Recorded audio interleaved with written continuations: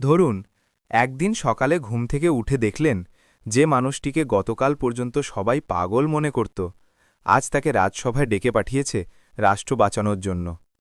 এমনই অবিশ্বাস্য ঘটনা ঘটেছিল ১৫০০ শতকের ইটালিতে, যেখানে একজন সাধারণ নেপোলিটান নাবিক হঠাৎই বিশ্বের মানচিত্র বদলে দিলেন।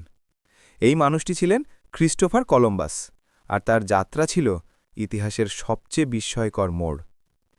ইউরোপ তখন সমুদ্রপথে ভারতের দিকে পৌঁছানোর নতুন রুট খুঁজছিল, কারণ পূর্বের সব পথ তুর্কিদের নিয়ন্ত্রণে পড়ে যাওয়ায় বাণিজ্য প্রায় বন্ধ হয়ে গিয়েছিল। ঠিক তখন কলম্বাস দাবি করলেন, পশ্চিমের দিকে জাহাজ চালালে সরাসরি ইন্ডিয়া পৌঁছানো যাবে। অনেকেই তাকে উপহাস করল, রাজসভায় তাকে পাগল বলে হাসাহাসি করা হলো। কিন্তু স্পেনের রানী ইসাবেলা ঝুঁকি নিলেন, মাত্র ৩টি ছোট জাহাজ দিয়ে তাকে যাত্রার অনুমতি দিলেন।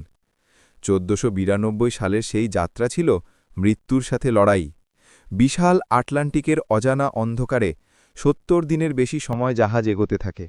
নাবিকরা বিদ্রোহ করতে চাইলে কলম্বাস আকাশের তারা দেখে পথ নির্ণয় করে তাদের ভাগতে লিখতে হবে। একদিন ভোরে অন্ধকার ভেতরে দেখা গেল কলম্বাস ভেবেছিলেন তিনি ইন্ডিয়ায় পৌঁছেছেন, কিন্তু বাস্তবে তিনি আবিষ্কার করেছিলেন নতুন মহাদেশ, আমেরিকা। এই আবিষ্কার পৃথিবীর বাণিজ্য, রাজনীতি, ধর্মপ্রচার থেকে প্রযুক্তি সবকিছু বদলে দিল। এক নাবিকের অদম্য বিশ্বাস আর দৃঢ়তার কারণে বিশ্বের মানচিত্র নতুন করে লেখা হলো। প্রমাণ হল, কখনো কখনো ইতিহাসকে বদলে দিতে একজন মানুষের স্বপ্নই যথেষ্ট।